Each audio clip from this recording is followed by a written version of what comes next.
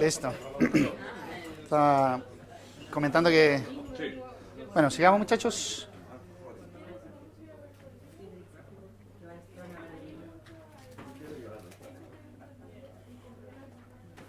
Bueno, entonces, en el modelo, fíjate que en la media y la mediana, los dos conceptos de valor, de valoración compensada o equivalente, dependiendo si una mejora o un empeoramiento, estos modelos entregan, desafortunadamente diría yo, el mismo valor para la media y para la mediana. El modelo lineal, y la razón es que esto asume una distribución simétrica de la disposición a pagar, y todas las distribuciones simétricas tienen la propiedad de que la media y la mediana son iguales. ¿Ya? Yo le decía que la mayoría de los modelos usan la forma funcional lineal. 90% de los estudios usan esta por flojera en cierta forma, y aquí hay una de las razones por las que somos flojos, es porque como la media y la mediana son iguales, no tenemos que discutir cuál usar.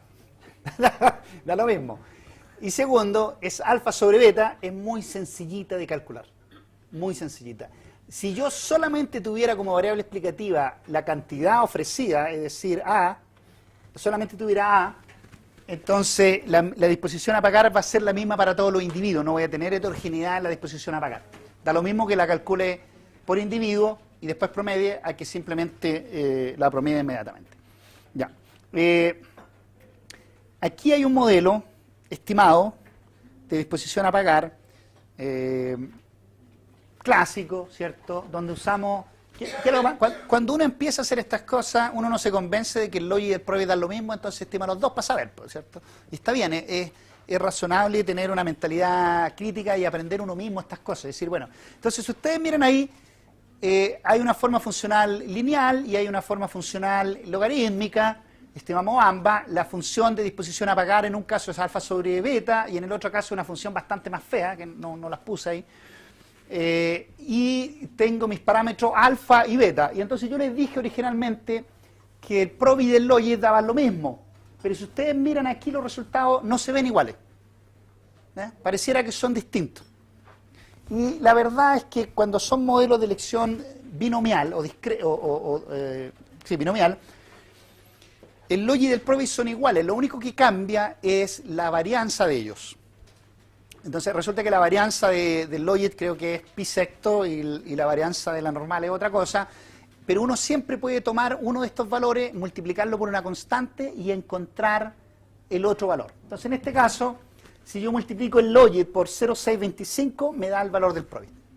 Entonces no parecen iguales, pero en términos de sus implicancias de probabilidad son exactamente iguales. ¿Qué explica la diferencia en los parámetros? Es que cada modelo tiene implícitamente una varianza distinta.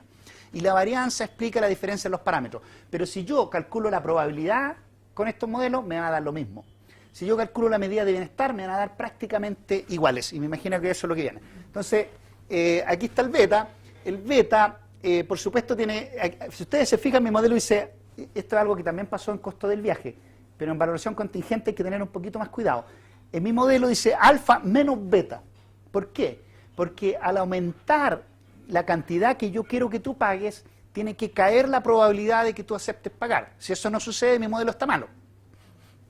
¿Ya? La primera evidencia de que mi modelo está bien, al aumentar A, B tiene que ser negativo, cae la probabilidad, es menos probable que me diga que sí, lo cual es obvio porque en el último extremo nadie va a estar dispuesto a pagar todo su ingreso por este proyecto, que además es marginal en términos de su canasta de consumo. Entonces lo primero, pero aquí yo lo puse positivo. El stata o la regresión te lo va a dar negativo. ¿Pero por qué lo puse positivo aquí? Porque yo anoté mi función delta B con un menos. Entonces aquí hay que tener cuidado. ¿Ya? Yo le puse el menos ya. Entonces no lo puse nuevamente el menos porque no va a faltar que me decir entonces positivo porque tengo un menos más un menos más, ¿no? Entonces no, lo puse positivo. Pero es negativo. Ahora, ¿qué es lo que pasa? Y aquí hay una cuestión que tienen que tener mucho cuidado. Es muy probable que ustedes cometan un error, que ya les voy a explicar cuál es, y le dé positivo. ¿Ya? Pero ustedes van a acordarse de mí y dicen, claro, pues si a él le dio positivo, y aquí está positivo. Y van a pensar que está bien. El resultado tiene que ser negativo. El resultado de la estimación es negativo. Siempre tiene que ser negativo. ¿Cuál es el error típico que hace que este parámetro sea Positivo. La gente con preocupación social dice lo siguiente, hace este razonamiento, dice, tengo un valor de $1, uno de 5, uno de 10, uno de 20 y uno de 200, ¿cierto? Ya. Entonces, va a entrevistar a una persona, a una población de bajo ingreso, y dice, ¿cómo le voy a ofrecer el de 200 a esta persona? Obvio que no me va a decir que no, po. Y el de 100 tampoco me lo va a ofrecer. Hay que a todos los de acá les voy a ofrecer el de 1 y el de 5. Ya. Y después va a una población más pudiente y dice, no, pues estos tienen plata, pues entonces les voy a ofrecer los más altos, pues, porque obviamente ellos tienen más plata. Entonces le ofrecen los más altos y los de allá responden a los más altos. ¿Qué encuentra? Una pendiente positiva. ¿Ya? Esto no es broma, tengo varios conocidos que han hecho esto con esta lógica. Su lógica es razonable, pensar que, bueno, yo ya sé que los pobres no van a decir que sí a estos valores muy altos, pero es exactamente eso lo que queremos. Nosotros queremos que gente nos diga que sí y que gente nos diga que no. ¿Y cómo lo hacemos? Asignamos en forma aleatoria el valor que cada persona enfrenta en esa encuesta. Tiene que ser completamente aleatoria. Entonces, ¿qué es lo que pasa? Que esta persona que hizo este estudio, lo hizo además como una consultoría, tuvo que votar las 500 encuestas y hacer todo de nuevo porque no asignó aleatoriamente el valor en la encuesta. Este es un error típico, fundamentado en una motivación altruista, si tú quieres, pero que genera resultados completamente absurdos.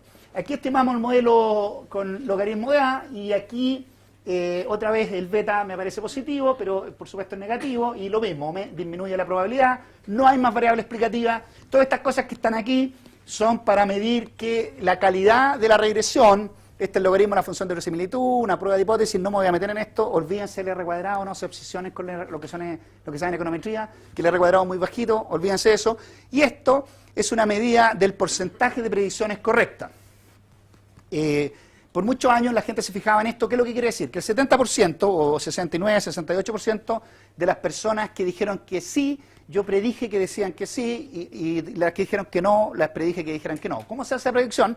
Yo calculo la probabilidad. Si la probabilidad es sobre 0,5, asumo que me dijo que sí. Y si es bajo 0,5, asumo que me dijo que no. ¿Ya? Y ahí veo cuántas de las que me dijeron que no, yo predije no, cuántas de las que dijeron que sí, yo predije sí, y ahí calculo ese porcentaje. Entonces, por muchos años la gente miró este indicador como un indicador de la calidad o la bondad de ajuste del modelo. Es un concepto probabilísticamente equivocado. No usen esta cuestión. Nunca. Nosotros lo pusimos aquí porque históricamente era muy importante. Nosotros nos obsesionamos un tiempo con el porcentaje de predicciones correctas, el R cuadrado. Esto está bien. Esto siempre funciona, pero estas dos no son tan importantes. ¿Cuál es la razón de que este no es un buen indicador? Es porque, claro, yo primero tengo que fijar un umbral, 0,5, que es arbitrario. Y segundo, que esto es una cosa probabilística. Es decir, es lo mismo que piensa de esta forma. La probabilidad de ganarse la lotería es muy bajita, pero aún así la gente se la gana. Entonces, el hecho de que una probabilidad sea baja no tiene implicancias determinísticas. No sé si me explico. Que sea menor de 0,5 no implica que sea 0. Una persona con una probabilidad de 0,001 aún así se gana la lotería. Y por lo tanto esa forma de medir predicción es equivocada en modelos probabilísticos, pero todavía está internalizada en la literatura esta cuestión y ustedes se van a encontrar con ella. Pero si ustedes tienen que evaluar un estudio de esto, confíen en criterios de bondad de ajuste más clásicos como el criterio de información de Akaike o el criterio de información bayesiana. Esos son los criterios que uno tiene que mirar, que no los pusimos mal. Y aquí están las medidas de bienestar. Recuerden que esta se calcula alfa sobre beta, esta de aquí arriba, y esta tiene una fórmula más compleja que no la puse acá, está en el libro si ustedes la quieren. Y aquí hay una segunda razón de por qué casi todas las personas utilizan el modelo lineal, el modelo simple, y es porque sistemáticamente el modelo lineal entrega medidas de bienestar más conservadoras. Como nosotros sabemos que esto es un mercado hipotético, como sabemos que en un mercado hipotético la gente tiende a decir más veces que sí de lo que realmente diría si tuviera que pagar, entonces parece no ser conveniente sugerir una medida de bienestar como la media de este modelo, que es varias veces superior al que entrega el modelo lineal, ¿ya? Y como les mostré, la media y la mediana son parecidas. La diferencia entre el probability aquí y probability acá en este caso son de decimales nomás, ¿ya? No hay mucha diferencia.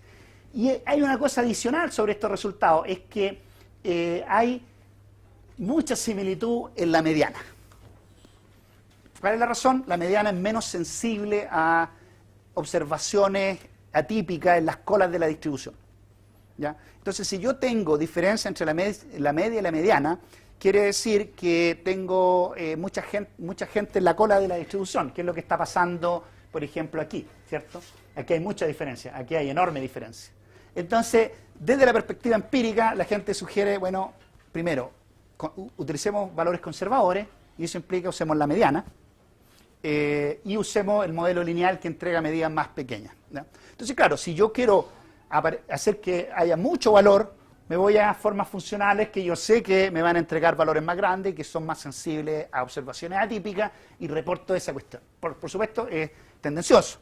Si yo quiero ser conservador, me voy con la forma funcional lineal y con la media y la mediana esa forma funcional lineal, que ya sabemos que sistemáticamente entrega valores más chicos. Entonces, mucha de la literatura ya sabe esto y todo el mundo trabaja con esta porque ya más o menos sabemos que estos resultados son, ¿cómo se llama?, sistemáticos en la literatura. Bueno, la discusión central sobre evaluación contingente es esta que está acá y que tiene que ver con el informe que lideraron Kenneth Arrow y Solow, ¿cierto? Sobre Robert Solow, sobre el estudio de evaluación contingente que fue llamado por la NOAA, este panel de expertos, ¿cierto? Y esto es lo que ellos sugieren, después de ver toda la evidencia. Esto es el año 93, todavía hay 15 años de literatura. El 94 hay un issue especial del Journal of Economic Perspective, que está muy bueno, sobre este tema de valoración contingente, y ahí escribe Michael Hahnemann, Jerry Hausman, Porney, y hay un cuarto autor que no recuerdo, Scott, no me acuerdo. Bueno, y ellos sintetizan esta discusión que está acá, ¿ya? ¿Por qué sí y por qué no usar valoración contingente? Si ustedes quieren saber eso, léanse esos artículos. Y el año 2012 apareció un nuevo issue especial en esta misma revista, que está otra vez súper bueno, y ahí hay mucha más gente, entre ellos otra vez Hausman y Mark, siguen discutiendo, y la pelea sigue igual. Ninguno se ha movido de su posición, ¿ya? Hausman puso algo así, la traducción es de dudoso a súper dudoso, una cosa así. Si antes no creía en valoración contingente, ahora creo menos. Y los otros dijeron que Hausman seguía equivocado, y sigue la discusión sobre 3 o 4 hechos fundamentales, sesgo hipotético, una cosa que se llama embedding, que es muy importante, que yo no voy a discutir probablemente acá, y los vicios que tienen el uso de encuestas y los vicios que van a aparecer en la estimación de valor. No vamos a discutir todos esos detalles, pero es importante que ustedes sepan que aquí la cosa no está zanjada académicamente, ¿ya? Aquí hay posiciones muy fuertes. Entonces, el panel de la NOAA, después de revisar innumerable cantidad de evidencia, sobre todo de los psicólogos, hay uno que es muy opuesto al uso de valoración contingente, que es otro ganador del Nobel, que es Daniel Kahneman, ¿cierto?, que trabajaba en Berkeley y antes, 5 años antes de ganarse el Nobel, se fue a Princeton, creo, ¿ya? Daniel Kahneman es psicólogo, ¿sí?, que trabaja con toda esta idea de la teoría prospectiva y cómo predecir comportamiento. Entonces, él sugiere que los estudios de valoración no capturan valor económico. Esa es más o menos la hipótesis de Daniel Kahneman. Bueno, entonces la NOAA sugiere estas cosas que están aquí. Primero dice, usa un diseño conservador. ¿Por qué? Porque sabemos que la disposición a aceptar sobreestima, que las formas funcionales no lineales sobreestiman, que bla, bla, bla, que por ejemplo poner fotos hace muy sensible a la persona sobre un fenómeno. Entonces, todo su diseño, desde la elección de las palabras que ustedes ponen en la encuesta, tiene que ser conservador. Aquí es súper importante una cosa que las personas que hacen su primera encuesta de valoración pierden de vista. Uno no usa adjetivos calificativos en la encuesta. Uno puede decir, estamos haciendo un estudio sobre un problema súper importante del medio ambiente. Este bicho que queremos valorar es clave. Si esta cuestión desaparece, todo se muere. No. Entonces uno tiene que entregar información neutra. Y esa información neutra es muy difícil de evaluar que es neutra. Por ejemplo, en el estudio de Exxon Valdez, los profesores decidieron no poner fotos de bichitos manchados por petróleo, porque eso iba a sesgar positivamente hacia la disposición a pagar a las personas. ¿Para qué? Para que en el juicio no les criticaran, no, tu valoración está sobreestimada. No, tenemos la cota inferior. Y tenemos la cota inferior porque nos pusimos imágenes, no usamos adjetivos calificativos, usamos la forma funcional más chica. Una pregunta. Esto de no utilizar fotos para hacer las preguntas, ¿es solamente una inquietud o duda para esta metodología o también aplica o es válido válida para análisis con join, otro tipo de metodologías que te pueden No. intentar comparar alternativas? Perfecto. No, en Choice Experiment uno usa imágenes. En evaluación contingente tú igual puedes usar imágenes. Es el tipo de imágenes que tú quieres usar. El problema, la imagen tiene que ser, entre comillas, neutral. Porque, por ejemplo, nosotros usamos en pago de servicio ecosistémico, que yo me negué, pero como era asesor nomás no tomé la decisión, pusieron fotos de tala, ¿cierto? Y ponen la foto de un árbol que lo machetean y todo, y se ve terrible. Pero en el contexto era un árbol de 4 hectáreas, en 4 hectáreas, no era nada. Entonces, la foto tú tienes que elegirla de tal forma que no segue en una dirección. Tú tienes que entregar información ojalá objetiva. Y esto quiere decir que la tasa de forestación son de 4 hectáreas año, y entonces tú muestras tus 4 hectáreas en un marco de 100 hectáreas y dices, esto es. ¿Me entiendes? Ese es el punto. Las imágenes son buenas. De hecho, ellos sugieren que usen imágenes, pero las imágenes tienen que evitar sesgar en una dirección. Esto no es como cuando se hace, por ejemplo, recolectas para cuestiones de beneficencia, donde tú tratas de persuadir al tipo que entregue dinero. No es eso, ¿ya? Aquí no queremos persuadir. Es una diferencia entre una encuesta de este tipo y una encuesta del tipo de marketing que quiere persuadir el consumo. Usar disposición a pagar y no disposición a aceptar. Esto ha sido algo que está muy arraigado en la literatura.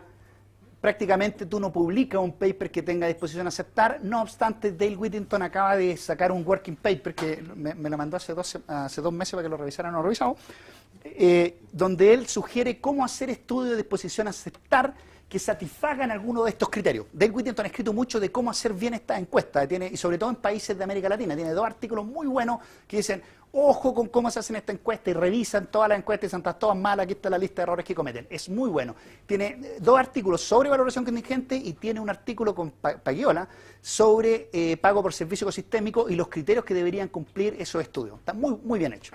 Entonces, Dale está sugiriendo repensar esta cosa de disposición a aceptar. ¿Por qué? Porque hay muchos casos en América Latina y en países en desarrollo en que la única forma de que la gente te responda a esto, porque está más consistente con los derechos de propiedad explícito o implícito, es la disposición a aceptar. Entonces hay muchas situaciones en que yo tengo que usar disposición a aceptar, pero como sobreestima, la fuerzo a que sea disposición a pagar y me genera inconsistencias, tasas muy bajas de respuesta, altas tasas de rechazo. Nosotros tuvimos este problema en uno de los primeros estudios de valoración que hicimos, que nunca publicamos porque no sabíamos publicar en esa época, que fue sobre la contaminación atmosférica en Talcahuano. En Talcahuano, que es cerca de Concepción, donde está la Bahía de Concepción, estaban las plantas pesqueras y el olor era insoportable. Es insoportable. No sé si alguien estuvo allá, era una cosa que tú entrabas a Talcahuano y era un olor horrible, como a pescado podrido, una cosa horrible. No es un contaminante que necesariamente te genere enfermedades. Nosotros verificábamos toda esa evidencia. Y lo otro es que cuando venía viento del norte, ese olor se iba a la ciudad de Concepción y llegaba incluso más hacia el interior. Entonces, y generaba mucho estigma social a la gente que vivía en Talcahuano y trabajaba alrededor de las pesqueras. Porque andaban pasados a pescado. Es una cuestión, entraban a esta sala y todos sabíamos que se venía de Talcahuano.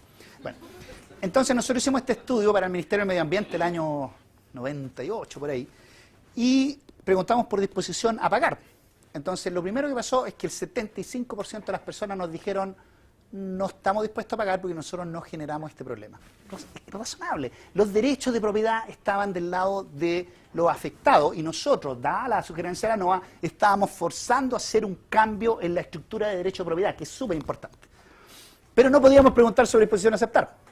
Entonces, le dimos muchas vueltas y logramos bajar la tasa de rechazo del 75% a un 25%, cambiando un poco el escenario y mostrándole los esfuerzos que estaban haciendo otras instituciones para resolver el problema, incluidas las empresas pesqueras que estaban invirtiendo mucho dinero para tratar de mejorar sus procesos. Y el problema central era que cuando llegaban los pescados a las piscinas quedaban muchos días ahí y eso se podría, y cuando ya quemaban eso que estaba podrido generaba mucho olor. Logramos bajar la tasa, pero aún así tuvimos una alta tasa de protesta. De 25% de la población nos dijo, nosotros hicimos alrededor de 1.700 encuestas, que no tenían que pagar porque ellos no eran los responsables. Y tienen toda la razón. Entonces yo estoy forzado por una cuestión metodológica a construir un escenario que la gente me lo critica. Y eso es un problema en estos estudios de valoración. Yo pienso que lo que está sugiriendo Dale capaz que resuelva este problema. Lo que hicimos y que nunca hemos explotado, si alguien está interesado en trabajar en este paper, nunca he logrado convencer a alguien de esto, es que a la gente que nos rechazó, nosotros le preguntamos por disposición a pagar. Dijimos, está bien, perdón, por disposición a aceptar. Nos rechazó, entonces nosotros le dimos vuelta la pregunta. Dijimos, está bien, usted tiene razón, los derechos de propiedad son suyos, ¿cuánto estaría dispuesto a aceptar como compensación para resolver este problema, ¿no? O para permitir que siga este problema así como está? Y por supuesto ahí tuvimos respuestas muy variadas, y lo que nosotros originalmente queríamos hacer en el 98 era tratar de combinar este modelo entre disposición a pagar y disposición a aceptar, y nunca lo hicimos. Pero vamos, algún día lo retomaremos. La pregunta de valoración debe formularse como un voto o un referéndum, ¿ya? En la idea de que hay una regla de decisión social que es legítima. Si la mayoría de las personas están a favor de esto, esto se va a implementar y a ti te toca pagar. Esa es la idea del referéndum, ¿ok? Hay que hacer una descripción precisa del programa de la política. La mayoría de los estudios que yo he revisado que critican los métodos de valoración, muchos de ellos financiados por la Exxon, explican muy pobremente el bien que se está valorando. Por ejemplo, un estudio clásico de ello es valorar parques nacionales. Entonces tiene un área silvestre y dicen, mira, tenemos un área silvestre, y te dicen, ¿cuánto estás dispuesto a pagar por ella? Curioso que muchos de los estudios que critican el método de valoración contingente no usan, ¿dónde dice esto? Más adelante, no usan pregunta dicotómica, sino que es una pregunta abierta. ¿Ya? Ojo con eso. Entonces, le dicen, mira, yo quiero valorar estos parques nacionales, ¿cuánto estás dispuesto a pagar por ellos? Entonces el tipo dice 100. Y después dice, ya, pero de esos parques hay 10 parques que me interesan más. ¿Cuánto de ese dinero que tú quieres está dispuesto a estos 10 parques? Tanto. Y de esos, ¿cuánto tú gastarías en protección y implemento para los bomberos que trabajan en ese parque? Y claro, le da cualquier cosa. Y dicen, aquí está la muestra de que la gente no entiende las preguntas. Y esencialmente mi hipótesis es que el problema está en que la descripción del programa o política es incorrecta. Hay que hacer una preevaluación de materia fotográfica, o gráfica, ¿cierto? Hay que mostrar imágenes, etc. Recordar la existencia y bienes sustitutos. Esta es una sugerencia que en los años 90 se probó mucho, y en la encuesta se le ponía, antes de responder, recuerde que usted tiene una restricción de presupuesto, que hay otros bienes sustitutos, bla, bla, bla, bla. Y hay mucha discusión sobre si generó o no generó efecto. Realizar estudios luego de un tiempo razonable de ocurrencia de la afectación, ¿ya? Esto fue una pelea que tuvimos con ENAP cuando hubo un derrame petrolero en Concepción. Porque a ellos se les pidió que indemnizaran y ellos sugirieron que el estudio que habíamos hecho no se había hecho en el periodo razonable, estaba muy encima el derrame y la gente estaba muy sensible sobre el problema. Obtener promedios temporales de la valoración, permitir la opción de no responder y preguntarle por qué no responde, indagar por qué responde afirmativa o negativamente. Es importante saber por qué la gente responde como responde, y por ejemplo si dice que no y dice no, yo no puedo porque no tengo dinero, perfecto, eso es un no legítimo, pero dice no, porque esta no es mi responsabilidad, la responsabilidad del Estado, eso es una crítica al diseño hipotético que tú hiciste. ¿Ok? Bueno, antes de pasar al diseño del estudio y del cuestionario, déjenme contarle otros casos en que la gente muestra inconsistencia en los estudios de valoración. A ver qué piensan ustedes. Hay un estudio, Kahneman y Netsch, en un artículo del año 92, escribieron un artículo que se llama algo así, La compra de satisfacción moral. Así se llama más o menos el artículo. Y lo que él sugiere es que los estudios de valoración contingente no están obteniendo el valor económico que los economistas creen que obtienen con esta metodología, sino que están obteniendo una compra de satisfacción moral, y que la gente declara que sí porque se siente bien por aportar a una causa noble. Entonces ellos dicen, nosotros podríamos encontrar exactamente el mismo resultado si usáramos una escala relativa de importancia y nos daría lo mismo. Y lo demuestran ahí con un par de estudios. Pero hay 14 estudios en este paper. Hay uno que yo recuerdo muy bien, y se trataba de esto. Decía, la disposición a pagar, el escenario era este. ¿Cuánto usted está dispuesto a pagar para rehabilitar a presos? Esa era la idea, a presos. Pero un escenario eran todos los presos y el otro escenario era solo los presos jóvenes. Esta es una cuestión que partamos por ahí. ¿Qué creen ustedes? Entonces tengo dos opciones. La encuesta 1, ¿cierto? La disposición a pagar por rehabilitar, ¿cierto?, a todos los presos. Todos los presos. Y a la otra, disposición a pagar por solo los jóvenes. ¿Cuál creen ustedes que debería ser mayor? Primero que nada. ¿La de los jóvenes? ¿Quién está por la de los jóvenes? Levanten la mano. La de todos. Ya. Kahneman y Netsch sugieren que debería ser mayor la de todos. Yo no sé por qué. Pero la disposición a pagar, sí, en términos relativos, no. Ya, no, espérate. Kahneman y Netsch parte de la base de ustedes que la disposición a pagar debería ser mayor para rehabilitarlo a todos. ¿Por qué, creo yo? porque ellos creen que el bien, aquí está, este es el bien, esto está en una cosa que se llama embedding, aquí están los jóvenes y aquí están todos. Este está contenido en este, por lo tanto debería ser más grande la disposición a pagar por todo que por los jóvenes. Esa es la lógica de embedding, ¿ya? ¿Por qué creen ustedes que debería ser más por los jóvenes? ¿Quién sugirió solamente por los jóvenes? Porque en realidad tendrían más chances de formarse que los días. No es tan obvio eso. No es, o sea, yo te prometo, Kahneman es mucho más inteligente que yo. Pero no entiendo por qué no ve esto que a mí, cuando yo vi ese estudio, que me parecía obvio. Obvio que si yo voy a poner plata en el que yo creo que se puede rehabilitar. Ya, listo. Ese estudio, descartémoslo, quedan 13. Dígame. No depende también del objetivo. A ver. Pues si yo quiero terminar con la delincuencia, entonces tendría que tener disposición a pagar para todos. Está bien, puede ser. ¿Sí? La pregunta es, ¿tú a cuál le pones plata? Yo pienso que hay argumentos en una dirección o en otra, pero si yo encuentro que es...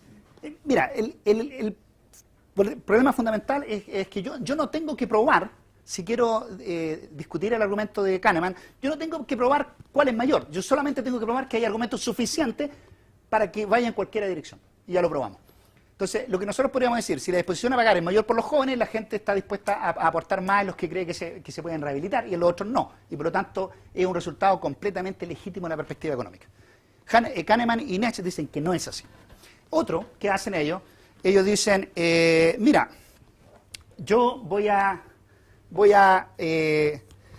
preguntarte cuánto está dispuesto a pagar por recuperar 10 lagos o 50 lagos. Y lo que ellos encuentran es que la disposición a pagar entre estos dos es la misma. Lo que encontraron es que da lo mismo. La gente está dispuesta a pagar lo mismo por recuperar 10 lagos que por recuperar 50 lagos.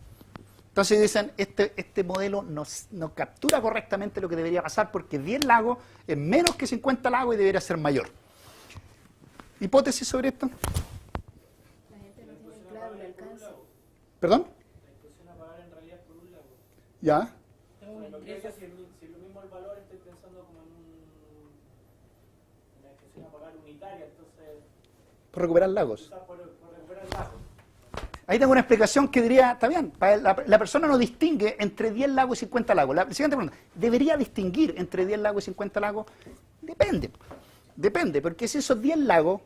ahí hay una cosa que se me olvidó. Estos 10 lagos son cerca donde tú estás. Los 50 lagos requieren una extensión de terreno mucho más grande y por lo tanto el lago 50avo me es completamente relevante si está a 400 kilómetros de distancia. No tendría por qué serlo, pero podría serlo. Entonces no hay ninguna razón a priori, creo yo, para que estos tengan que ser distintos, porque depende mucho del contexto sobre... Ahora, si yo usara valoración, el costo del viaje, debería tener alguna variabilidad acá. Entonces ya me van quedando 10 casos. Déjenme darle otro caso, pero ya ni me acuerdo si este es de Kahneman y Nash. Yo trabajé en 3 de estos. Hay zonas de migración de aves, ¿cierto? Y en Estados Unidos creo que hay 4, ¿cierto? Aquí está el continente, ¿cierto? Entonces, aquí hay una zona que va por la costa, hay una zona que va por el interior, etcétera. Entonces, por aquí está Georgia, y entonces ellos, ¿qué hicieron? Le preguntaron a gente aquí, en un mall, esta cuenta se hizo en un mall. O sea, la Acción Valdés podría poner un poquito más de plata, se hizo en un mall, y se valoró la migración de aves por esta de acá. Es decir, estamos asumiendo que es no uso. ¿Por qué es no uso? Porque esta gente nunca ve a estas aves. ¿Ya? Está bien. Perfecto, el setup está bien. Hicieron 3 encuestas. La encuesta 1 preguntó por 1% de las aves. La pregunta 2 creo que es 1%, otro era, no sé si 2%, y otro era algo así como un 0,1%, algo así. Pero la palabra fue así. Le dijo, nosotros vamos a cambiar un 1% y otro vamos a cambiar un poco más del 1% y otro vamos a hacer mucho más que el 1%, una cosa por el estilo, así de ambiguo. Y encuentra que la gente está dispuesta a pagar lo mismo por 1, por 0,01, por 1 y por 2% de aves migratorias. Ya. Y entonces ellos dicen, no puede ser que debería estar dispuesta a pagar más por más aves. Esto otra vez comoditizar las aves, esto es como pensar que las aves son manzanas, entonces... Y puede ser que en realidad yo valore aves nomás, pero ¿qué es lo primero que se preguntarían ustedes? si esta fuera la encuesta. Bueno, aparte, dígame.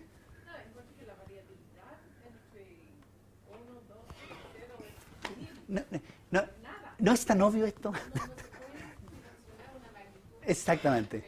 Bueno, exactamente. Bueno, este es el problema con todos estos estudios, con la mayoría de ellos. Para mí es obvio lo que tú me estás diciendo. Yo puedo, ¿tú sabes cuántos millones de aves migratorias hay en esa línea? 8 millones de aves. ¿El 1% corresponde a cuánto? Ni sé. El 2% es relevante esta cuestión desde la perspectiva de la supervivencia de esas aves. Bueno, nosotros repetimos este estudio, y varios más que hicieron ellos, nosotros, Michael Hahnemann y yo, y cambiamos de 1, 5 y 10%. Con el mismo diseño muestral, igual en un mall, ¿ya? Igual 70 observaciones, y nos da distinto. Simplemente porque la gente internalizó que hay una diferencia importante entre sí. Con nuestra pregunta, nuestra hipótesis fue, no hay diferencia significativa en esos dos. Dígame. Pero debe haber tenido no entender la pregunta así, ¿no? ¿Cómo tan absurdo para 0,5? Claro, me están grabando, así que no puedo decir cuál es el objetivo de él. Dígame, yo honestamente pienso que aquí hay descuido.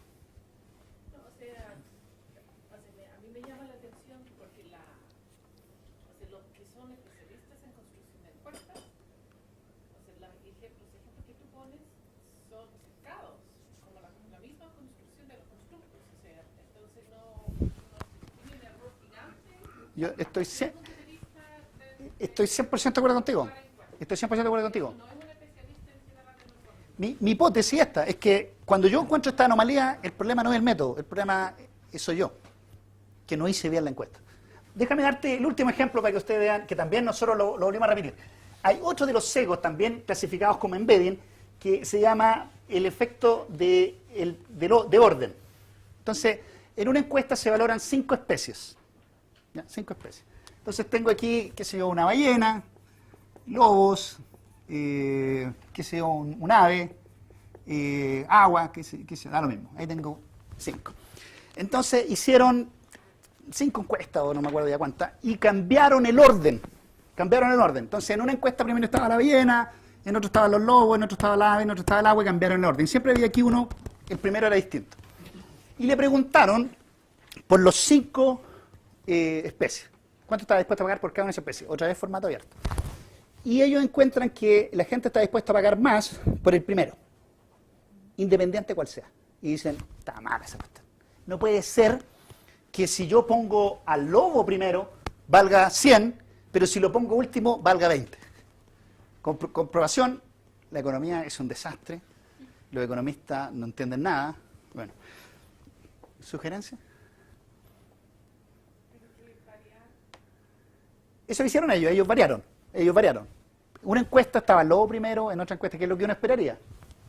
Me imagino que depende de cómo presentes el problema. Si te adviertes de que vas a preguntarle por más animales. Listo, eso es todo. Lo hicimos. Cambiamos esta misma encuesta, le hicimos igual. Y le dijimos, antes de la encuesta, ellos no le dijeron a estas personas que le iban a preguntar por las 5 especies. Si yo tengo $100 y me compro algo, me quedan 80 para el siguiente. Y compro algo, me quedan 60. O sea, ya, una explicación básica es restricción de presupuesto. Es una cuestión obvia. Pero la siguiente es, ¿pero tú le contaste a una persona que le va a valorar múltiples sitios, múltiples bienes? No lo hicimos. Entonces nosotros hicimos una encuesta con lo que se llama Advanced Disclosure, es decir, le dijimos antes que íbamos a valorar 5, se los describimos y después le preguntamos las preguntas de valoración, hicimos otro igual que el que hicieron ellos. Y resolvimos el problema. Pero ahí, entonces, lo correcto no sería que las personas decidieran cuál es primero, cuál es segundo. Ellos lo van a hacer si ellos saben que tú le vas a preguntar por 5 valores, Pero por 5 especies. Tú estás diciendo que ustedes lo que hicieron fue decirle que le iba a preguntar 5 especies y en el fondo se las escribieron un poco. Se las describimos cada una de las especies. El orden de... La persona cuando fue a decir, yo estoy dispuesta a pagar más por la ballena porque me gusta más, entonces ahí la misma persona genera el orden. Sí, no, él genera el orden de valor, no el orden que aparece en la encuesta. No, el orden de valor. Sí, no, en eso estoy de acuerdo. A mí me interesa el orden de valor. Pero el orden de la encuesta afecta al orden de valor si yo no le aviso que le voy a preguntar a Francisco. Y ese es el problema que aparece. Nosotros hicimos esto, lo repetimos, y resolvimos el problema simplemente haciendo esto Advanced Disclosure. Entonces, yo no niego que estos métodos tienen un montón de sesgos. Lo que quiero decir es que antes de abandonarlo, yo tengo que estar seguro que hice bien la encuesta. Y la única forma de asegurarme que hice bien la encuesta es probar una y otra vez las variantes de esa encuesta. Y ese es el gran problema que tenemos en América Latina. ¿Cuándo tenemos suficientes fondos para hacer una encuesta que podamos testear una y otra vez hasta estar seguros? ¿Cuál es el problema que yo tengo siempre con todas las consultorías que hago y todo? Que en la carta GAN quieren que la encuesta esté en la semana 2. Y yo le digo, un momento, yo no te puedo tener una encuesta. Es más, es posible que nunca te tenga una encuesta. Pero me dice, ¿pero cómo? No, yo necesito tiempo para entender el problema ambiental, escribir una encuesta, testear esa encuesta, verificar que la gente entendió la encuesta, hacer variantes de la encuesta para saber si algún elemento de esa encuesta afecta, es decir, evaluar todos estos elementos que están aquí hasta que yo digo, ya, estoy confiado que esta encuesta está bien. Pero nunca tenemos suficientes fondos para hacer eso. ¿Cuántos fondos tenemos para hacer encuestas? Regularmente poco tiempo, y estamos siempre apurados con estas cuestiones. ¿Qué hacemos? Copiamos la encuesta que tenía Felipe Vázquez en la página web, ¿cierto? Le cambiamos el logo, ¿cierto? Y después calculamos la media con el programa que él puso en el libro. ¿Ya? Entonces, eso es receta para el fracaso. No funciona en valoración contingente. La encuesta que hicieron para la Exxon Valdez tomó más de un año y $1,5 millones. Por supuesto, no tenemos esos fondos. Lo mejor que yo he podido hacer es gastarme alrededor de entre $32,000 y $50,000 para hacer una encuesta con 3-4 pilotos. Eso es lo mejor que he podido hacer en América Latina. ¿Ya? Y la mayoría de las veces hay otro elemento central que pasa en esta encuesta, es que la evidencia científica de lo que queremos evaluar no está disponible. Entonces, quiero valorar calidad de agua, pero tengo idea cómo es la calidad de agua. Mi modelo hidrológico no está listo hasta dentro de 2 años, pero yo la encuesta la necesito mañana. ¿Ya? Entonces, yo hago una encuesta de valoración para un problema que no existe. Ya me ha pasado. ¿Ya? Y después tengo mis valores, la gente está dispuesta a pagar 7.000. ¿Y hay algún problema de oferta hídrica? No, porque el modelo hidrológico dice que no pasa nada. ¿Ya? Pero yo publico el paper, eso sí. ¿Ya? Bueno, entonces, la clave es el diseño del cuestionario, ¿cierto? Es importante, es súper difícil. ¿Cuál es el gran problema? Los economistas no tenemos formación en diseño de encuestas. No sabemos nada de esto, ¿ya? Y ahí fracasamos rotundamente. Y claro, ¿qué es lo que pasa? Afortunadamente para mí, mientras más experiencia tienes, mejor te sale la encuesta, entonces siempre estás en ventaja comparativa con los más jóvenes que no han hecho nunca una encuesta, ¿cierto? Entonces a uno lo contratan, a los otros no. Lo mejor aquí es tener grupos multidisciplinarios, ojalá un experto en encuestas, pero tú necesitas un experto en encuestas que entienda economía. Y esa es una cuestión complicada, ¿ya? Súper complicada, porque él tiene que conversar contigo, él tiene que entender qué es lo que tú quieres, ¿ya? Y a veces lo que hacen estos estudios es que ellos contratan, licitan la aplicación de la encuesta. Yo he hecho eso y he tenido muchos problemas, a veces, no siempre. En Paraguay nos resultó, nosotros licitamos la encuesta, pero el monitoreo y el seguimiento de esa encuesta lo hicimos nosotros, ¿ya?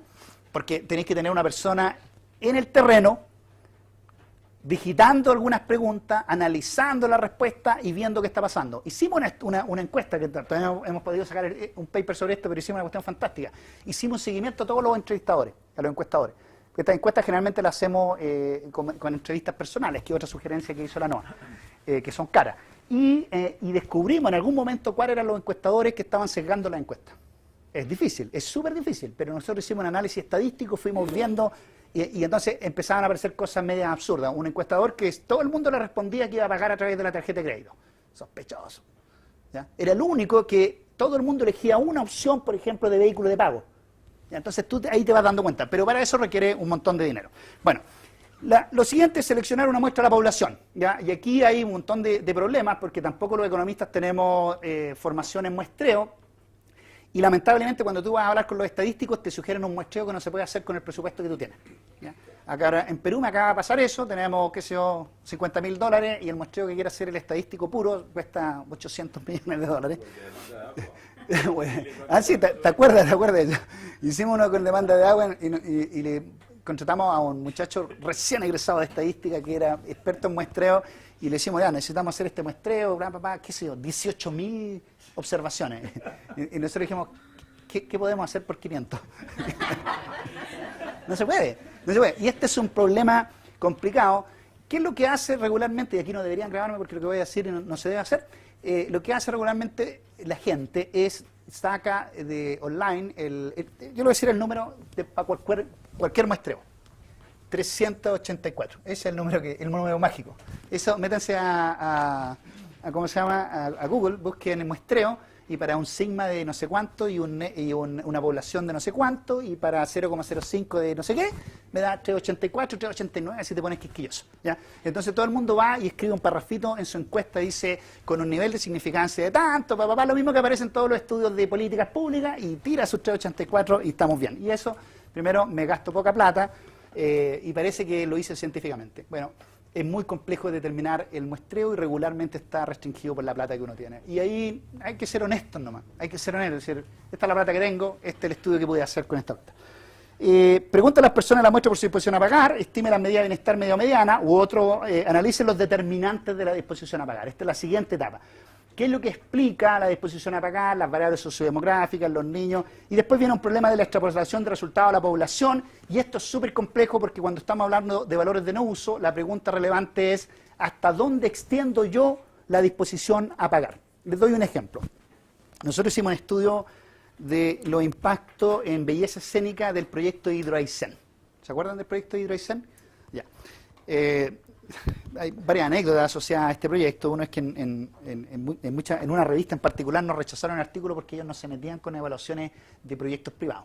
Bueno, no querían mostrar los costos alternativos que tenía la pérdida ambiental. Tampoco era tanta plata, nosotros mostramos que era del orden del 25% de la inversión del proyecto, pero era significativa. Ya, pero ¿qué es lo que pasa? Nosotros tomamos muestra en Santiago, en Concepción, en Temuco y alguna ciudad adicional, Valdivia creo, 4 ciudades.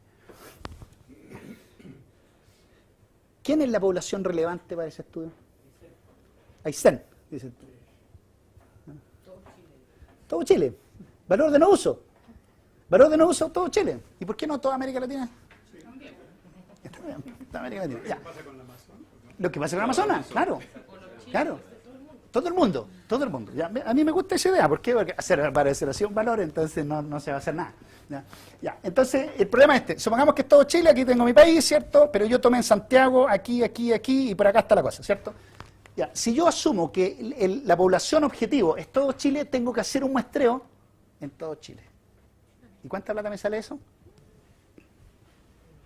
No lo puedo hacer. Si entonces asumo que es toda América Latina, nosotros hemos hecho encuestas en Europa para valorar beneficios en América Latina, pero hay que ir a Europa. Y ahí yo siempre me ofrezco, ya me llevo con la encuesta. Entonces, nuestro presupuesto nos alcanzó para hacer 4 ciudades. ¿Ya? Y evaluamos la distancia, cómo la distancia afectaba a la disposición a pagar y toda la historia, está publicado ahí en el Water Resource Management. La pregunta es, ya tengo mis 4 ciudades, que claramente no son representativas del país. ¿Cómo tomo estos valores y los extrapolo ahora a la población? ¿No puedo decir que ese valor es representativo de todo Chile? No. Yo no sé, por ejemplo, no puedo saber qué pasó para el norte. Una hipótesis sería, mira, a la gente del norte no le importa esta cuestión de acá, pero como es valor de no uso, es una hipótesis, tengo que probarla. Porque en costo del viaje yo podría decir, hasta 400 kilómetros es razonable considerar a una persona en la muestra. Pero en este no tengo ese problema. Entonces ya, yo tengo 4 ciudades que encuesté, y tengo un promedio, mi disposición a pagar es de, qué sé yo, $5. Siempre se ríen de mí mis colegas, me dicen que siempre me da $10, por eso cambié ahora a 5. Me da $5. Entonces ahora yo tengo 2 millones de familias en Chile, ¿cierto? Porque este valor es por familia. Lo multiplico por los 2 millones de familias, ese valor de 5, cuando lo estimé con 4 ciudades, no puedo. O sea, claramente dejé fuera todas las zonas rurales. Y dejé fuera todo el norte. Y un montón de otras ciudades. Entonces no puedo tomar mi valor y así a ciegas decir es representativo de todo Chile. ¿Qué puedo hacer? Puedo tener hipótesis sobre qué es lo que pasa. Puedo decir que esta es la cuota inferior y de ahí para arriba toda la gente está dispuesta a pagar más, pero no funcionaría para el norte.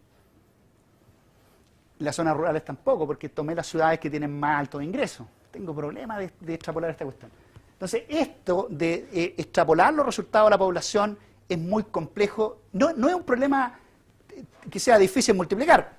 Es un problema de que es difícil definir la población relevante y si lo que yo estimé es representativo de esa población relevante.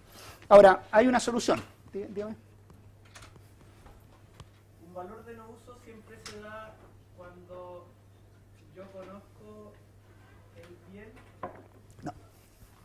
Esa es una buena pregunta. El panel de la NOAA trató este tema. Y la sugerencia de ellos es, dice, porque había una sugerencia muy fuerte, es que estos estudios de valoración solamente se hicieran con la población que estaba familiarizada con el bien, que es más o menos la línea que tú estás pensando. Ellos sugirieron que esto no es correcto. Yo también pienso que no es correcto. Mi razón es súper práctica. Piensa tú en los estudios de marketing. Muchos de los estudios de marketing están hechos para incorporar productos nuevos a un mercado. Si fuera cierto lo que tú estás pensando, nunca podríamos hacer estos estudios de marketing porque como no existe el producto, no hay preferencias por él. Pero como operan los estudios de marketing, te muestran el producto, tú tienes la oportunidad de conocer sus atributos. Es lo mismo que hacemos en la encuesta. Entonces, si una persona no sabe cuál es el bien, yo se lo describo. En el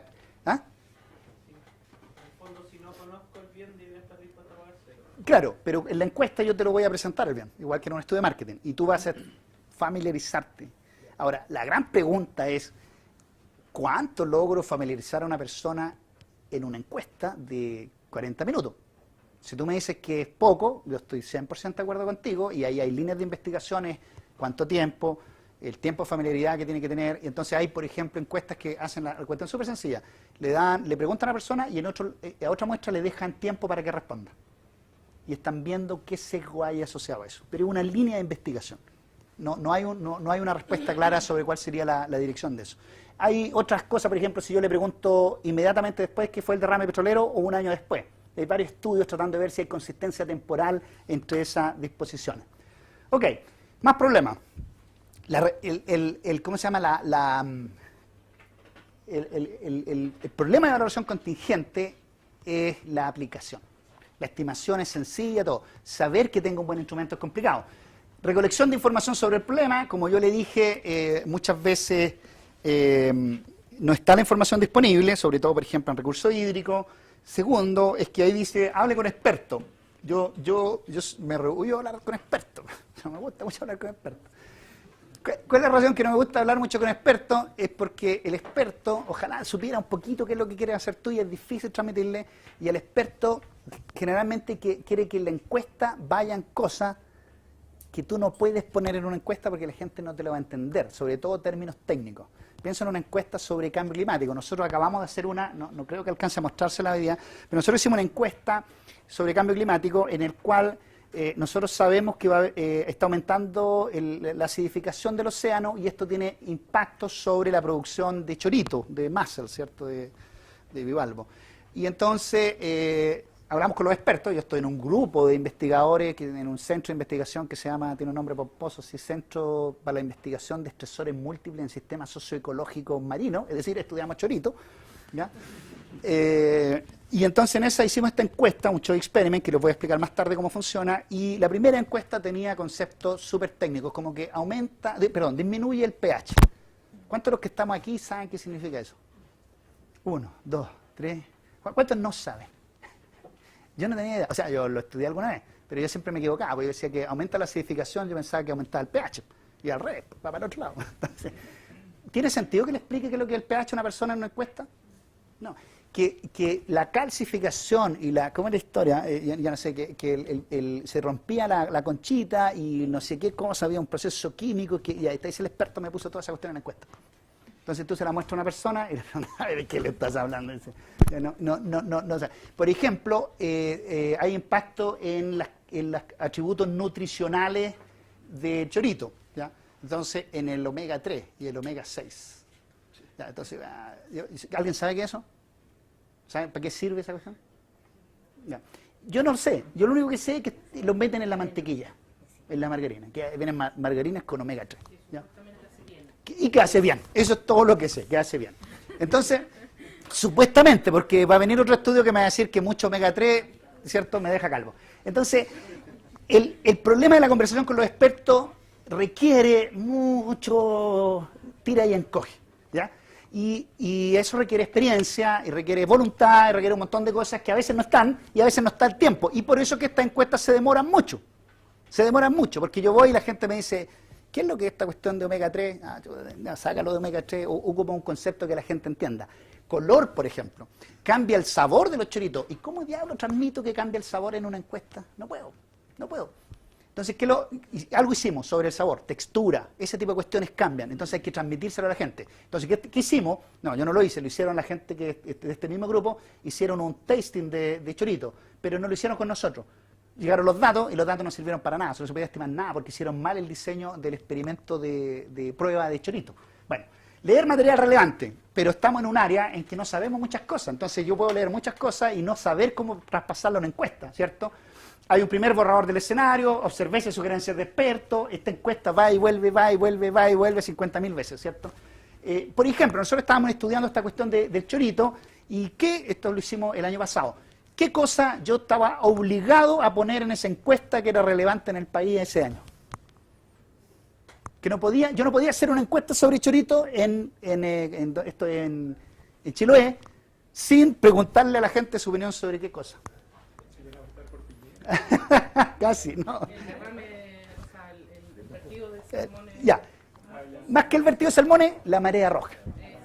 Si yo hago una encuesta y le digo en ese contexto donde yo estaba estudiando y dejo fuera el problema de la marea roja y los posibles culpas de los salmoneros y toda esa discusión, ¿tú crees que alguien vino a tomar en serio esa encuesta? Nadie. Entonces, ¿qué es lo que me va a decir la gente? Oye, pero ¿y la marea roja? ¿Y los salmones que votaron? No, está mala tu encuesta y no voy a terminar nunca hacerla. Entonces tuve que poner una sección discutiendo sobre marea roja y estimamos la disposición a pagar para generar un fondo como un seguro. Es decir, pagamos un delta por chorito, ese delta se va a un fondo para cubrir los costos que tuvo el cierre en ese año. ¿Me entiendes? Y tenemos ahí un valor bien interesante, bien razonable que dio la gente. No podía evitarlo, ¿ok? Entonces hay que ver eso, la encuesta. Revisar los escenarios, definición de los grupos focales. Los grupos focales, ¿alguien ha hecho grupos focales alguna vez? 1, 2, 3. ¿Se entretienen haciendo grupos focales o le pasa a mí, como a mí, que me aburro eternamente los grupos focales? ¿Participando o haciéndolo? No, yo los dirijo o observo. Hay dos grupos focales. Claro, ¿qué es lo que pasa en los grupos focales? Es que tú tienes que tener un director del grupo focal muy hábil, porque si no la conversación se te va, pero para cualquier lado. Y yo hice, por ejemplo, un grupo focal. ¿Ah? Todos se desahogan. Y es tan legítimo que la gente se desahogue. Déjame contarte una de las experiencias más terribles que tuve. Yo hice un estudio sobre asma en niños, valoración de programas de asma sobre niños. E tenemos una lista de 1.000 personas con familiares de niños con asma. Iba la mamá, la abuelita al grupo focal. Este grupo focal, o sea, yo sería deprimido. Era una cuestión terrible. O sea, yo ni siquiera te estoy hablando de la parte técnica del estudio de valoración, la vida de esas personas.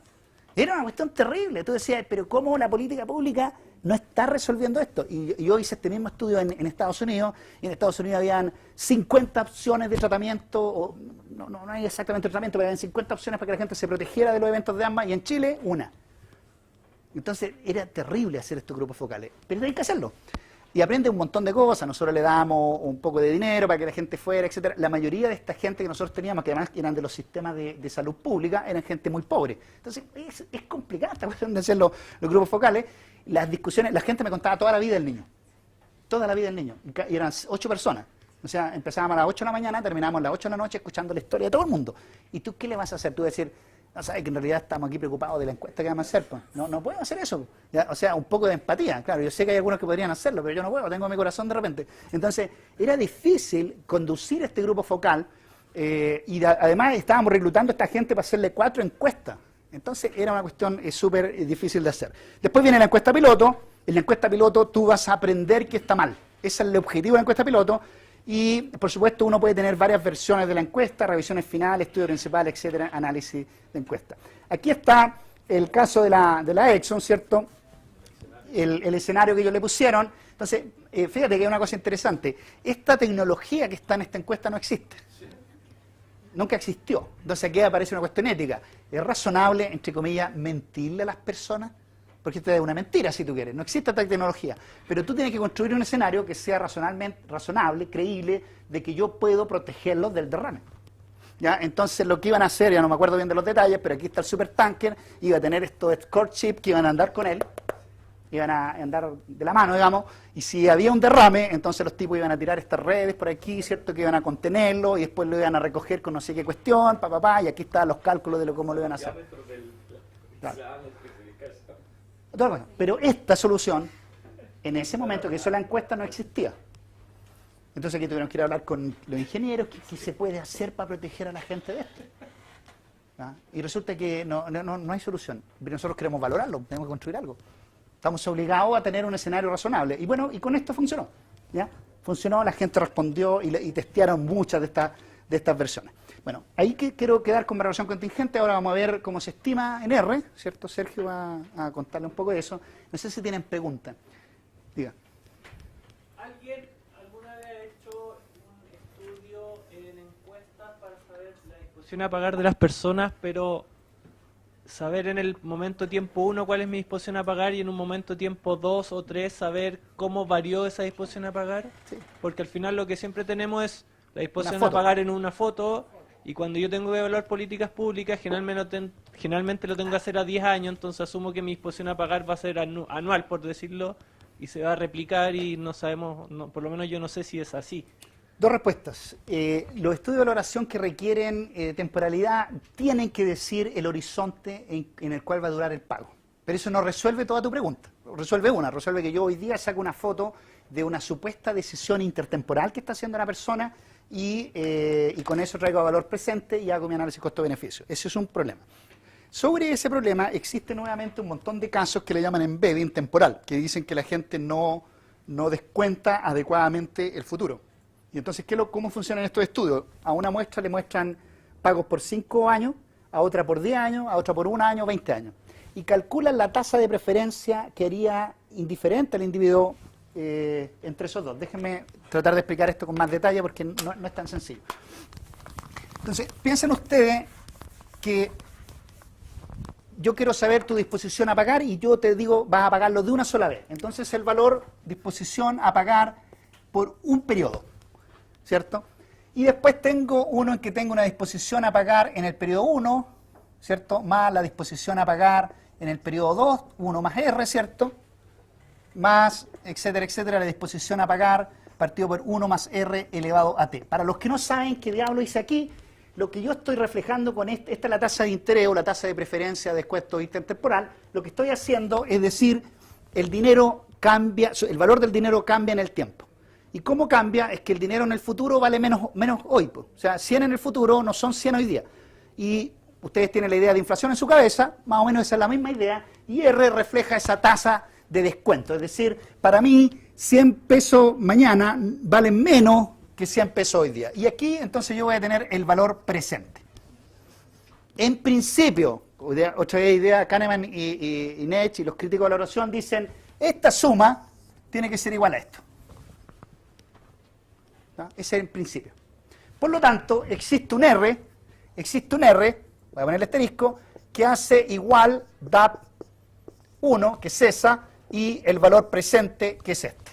Existe un R, que está aquí. ¿Ya? Y ellos han calculado este R. Adivinen cuánto. ¿Ustedes saben cuál es la tasa de interés de mercado en Chile? 3,4, ¿sí? Y eso es lo que te cobra, eso es la del banco, ¿cierto? ¿Cuál es la tasa de Falabella cuando tú compras a crédito? 15. Anual, estoy pensando anual. ¿Sí? Exactamente. Puede llegar hasta 89% anual. ¿Ya? Nosotros hicimos esta comparación. Es fascinante esta cuestión de la perspectiva de la economía. Las tasas que se han encontrado empíricamente son 500%, 1000%, 5000% e infinito. Es infinito. Yo hice este mismo estudio para las reservas marinas, para ese mismo caso que le mostré, y encontré tasas del orden de entre el 79% y el 150 o 110%, dependiendo del método de estimación. Esas son mis tasas de preferencia intertemporal. Es decir, la gente descuenta a una tasa de 100%. O sea, no valoramos nada del futuro. Valoramos el presente. Mis tasas no son descabelladas las que yo encontré con las que están en el mercado formal de compra en Chile. Falabella, Ripley, no sé qué, andan por ahí. Y hay un mercado informal que te cobra tasas aún más altas. Entonces, mis resultados no son tan descabellados, pero 5000%, 10.000% infinito es completamente descabellado. Entonces, lo que sugieren estos autores es que hay un embedding, otra vez, una crítica al método de valoración contingente porque no captura correctamente la intertemporalidad. Punto clave. Ya. Yo tengo varias hipótesis por qué esto sucede, por eso repetí este estudio. Yo creo que el problema otra vez está en la encuesta, pero este es un problema serio de los métodos de valoración que no está completamente resuelto en la literatura. La siguiente etapa es hacer lo que tú sugieres, es decir, bueno, yo hago una encuesta hoy, la repito a las mismas personas el próximo año, la repito en 10 años, etcétera, y tengo un panel. Es más difícil, es más costoso, pero se ha hecho. De hecho, el estudio de la Exxon Valdez se repitió un año después. El mismo estudio, la misma encuesta a las mismas personas y no cambió significativamente el valor. No obstante, hay pocos estudios haciendo esto, muy pocos. Y esto es un área de investigación que si yo tuviera los fondos lo haría. ¿Ya? Lo que yo estoy tratando de mostrar con esos estudios es que la descripción del bien es clave para calcular correctamente la tasa de preferencia intertemporal. Déjame darte un ejemplo que mostraría esto mismo. Supongamos que yo te digo, te quiero vender un Mercedes-Benz, ¿ya? Que cuesta 35 millones de pesos. ¿De acuerdo? Nuevo. Y te digo si está dispuesto a comprarlo por 500.000, no, por 1 millón hoy. ¿Tú qué me dirías? Me endeudo, consigo el 1.000.000 de pesos y lo compro, ¿cierto? ¿Qué pasa si yo te digo que te lo vendo en 5 cuotas de 500.000? También lo compro. ¿Y qué pasa si te lo vendo en 20 cuotas, qué sé yo, de 400.000? También lo compro, ¿cierto? En los 3 casos lo compro. Si yo calculo la tasa de descuento que hace iguales esas 3 decisiones, me va a dar infinito, o me va a dar un número muy grande. Entonces, mi hipótesis, esto no tengo ninguna evidencia de esto, pero mi hipótesis es que el problema central es que cuando yo valoro recursos naturales, no tengo el valor de referencia. Como no tengo el valor de referencia, no tengo ninguna hipótesis sobre cómo tiene que cambiar esa tasa de descuento. Si yo le dijera a la persona, si yo le dijera a la persona, lo que pasa es que los recursos naturales que estamos valorando cuestan 32 millones como el Mercedes-Benz, a lo mejor las 3 respuestas son correctas. Y yo estoy haciendo un análisis mal. Pero no sabemos cuánto vale el Mercedes que estoy vendiendo. A lo mejor cada uno tiene un valor distinto en su cabeza, cuánto vale. Por lo tanto, que yo encuentre esas tasas de descuento tan alta no es una inconsistencia del método, sino que es simplemente el problema del valor de referencia con el cual yo estoy tomando la decisión. Esa es mi hipótesis, pero no sé. Es un punto de investigación clave hoy día en valoración contingente y en todos los métodos de valoración.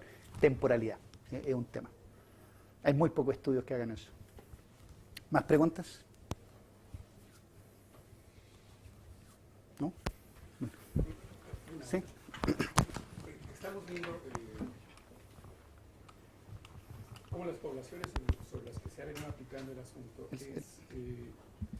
es disposición a pagar, disposición a aceptar. Que te encuadra, digamos, en una familia de soluciones. Por ejemplo, el caso de los pescados, que estabas hablando de Talcahuano. La gente está dispuesta a aceptar una compensación, a pagar por... En fin. Si el problema está del otro lado, cuando tú diseñas el método de valoración, ¿qué hace que decidas para uno o para los otros? Para el que sí tiene la responsabilidad o para los que buscarían las compensaciones. Que te mete en un problema de política pública interesante, ¿no? O sea, tú podrías, qué sé yo, hacer la encuesta entre los empresarios y su disposición a pagar o aceptar, cuando del otro lado hay un impuesto para que internalices, ¿no? Por ejemplo.